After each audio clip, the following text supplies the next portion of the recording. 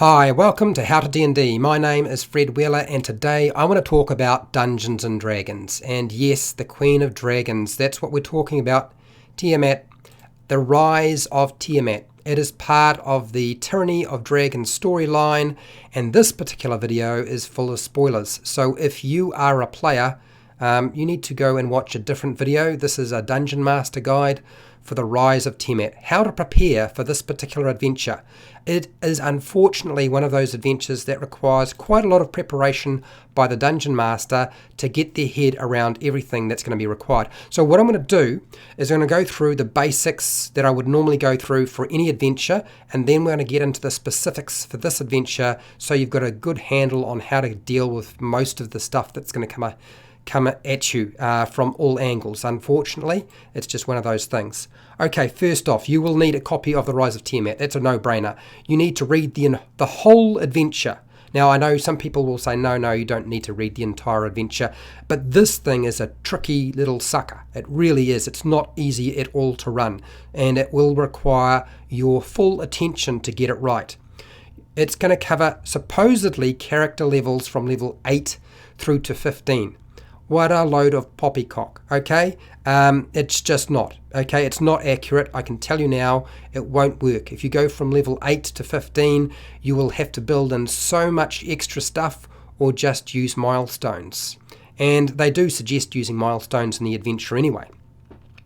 I would suggest going and photocopying the monsters and the NPC stat blocks, cut them out, stick them onto some cardboard, use them as quick reference because combat can always be tricky, and you're dealing with some very, very high level monsters in this adventure, so you're going to wind up with a lot of complicated combats to deal with. You should have a session 0. Now, if you are running Horde of the Dragon Queen, you should have already had a session 0.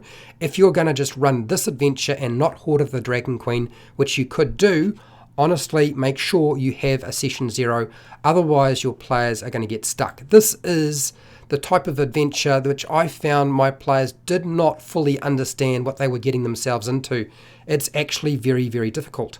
I would suggest using some post-it notes and sticking them on sections of your story or adventure, giving you the key points so you understand what's going on. You need to have a basic understanding of monster tactics. And I would suggest going and checking out the website. As I always state, the monsters know. I also have my own videos on monster tactics, and I would suggest going and checking out some of those as well. They won't necessarily cover the monsters that you need to deal with, so that's why I'm saying go to the website, The Monsters Know. I will make sure the link for that is down in the description so you can get to it and use it. This adventure, to make it clear, is a skeleton. It's not the entire thing. It requires quite a lot of effort by a Dungeon Master to make it work. So you will have to do quite a bit of work before you can actually make it work for you. Now, the Dungeon Master has a lot of extra work to do with this adventure, and hands down, you will have to hand wave some stuff. It's going to happen. There's no way you can make this completely consistent right throughout without doing some sort of magical hand waving by the Dungeon Master. It's just part and parcel. Now, being part of the Tyranny of Dragons storyline, you would think that this is going to mean that you have to run Horde of the Dragon Queen. And that's really not the case. I actually think this adventure does better if it stands alone and does nothing else and has no other interaction with any other adventure. You just run this adventure and that's it. It's actually really, really nice that way. So what is the Tyranny of Dragons storyline all about? Well, basically, your adventuring party are going to try and stop Tiamat from being released from the Nine Hells. Avernus is close by and she's ready to have a little stomp around. You are meant to run Horde of the Dragon Queen first. I realise this, but honestly, for an experienced Dungeon Master, they can handle this. For a new Dungeon Master, I don't know why you even considered picking up The Rise of Tiamat, because it's too hard. It's just way too hard for what is required from you. Okay, so now let's get into specifics about how to do this. Otherwise, there's no point you being here, right? There is simply not enough experience points in the adventure for you to be able to have your characters that are being played by your players level up from level 8 through to level 15. And therefore, that's why they suggest using milestones. And I suggest you should definitely use milestones. Absolutely, I agree with that. That's not an issue at all. In fact, it would be a no-brainer. You absolutely have to use them. Don't avoid using them. It is a heavy role-play adventure. It is not heavy on combat. There is combat, and some of that combat is very difficult, and some of it is very, very easy. But you need to focus on and make your players understand this adventure is more about negotiation and diplomacy. So when they build their characters, try to explain to them they need to make sure they have characters that can pull people in, make sure that they can get people's assistance, pull people into the battle, because they have to negotiate with politicians. And this is very much a diplomacy, a negotiation, a persuasion. Intimidation is a bad idea in this adventure. So somebody who builds a character around intimidation is going to get the short end of the stick, and it's going to be a hard stick at that. Definitely you're going to find that's going to happen more than a few times otherwise. Become completely clear on the outline of the episodes.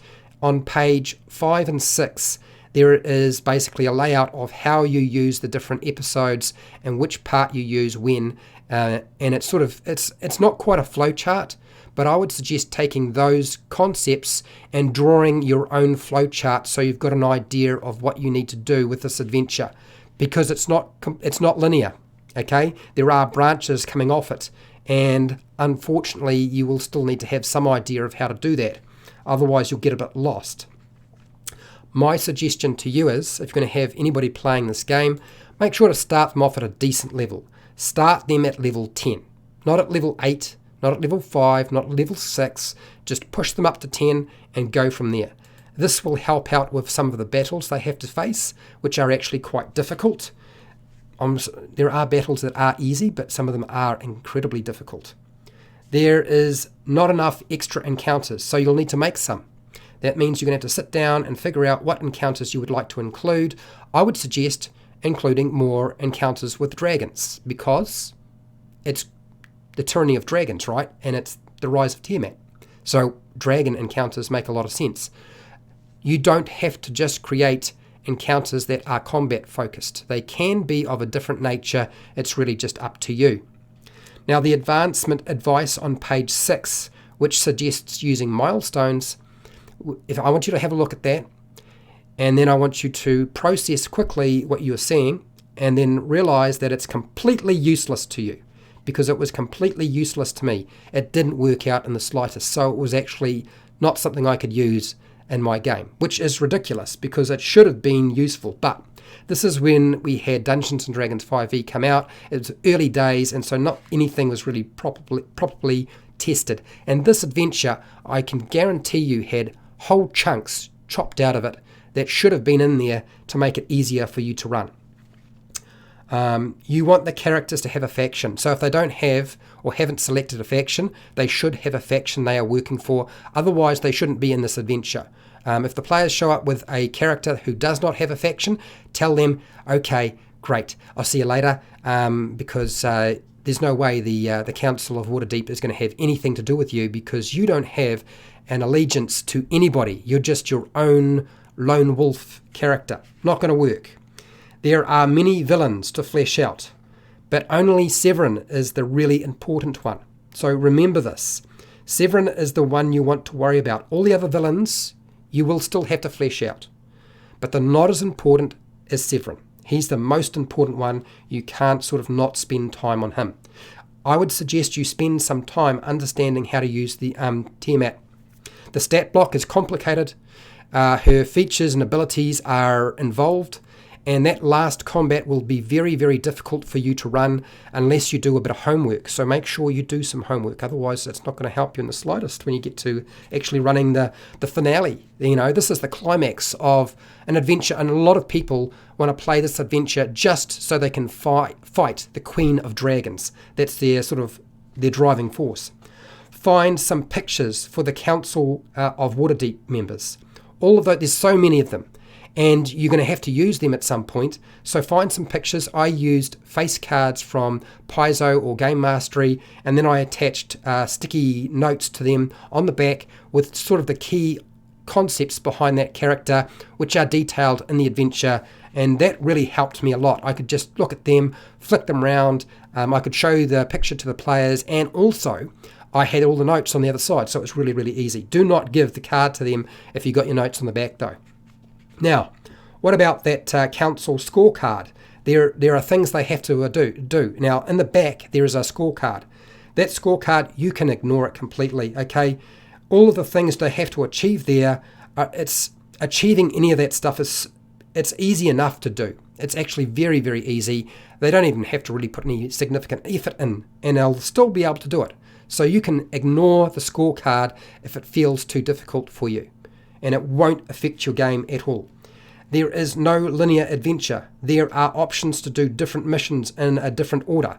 That doesn't mean they can skip a mission. You still have to do the missions, but you can change the order, so it does give you the illusion of having choice.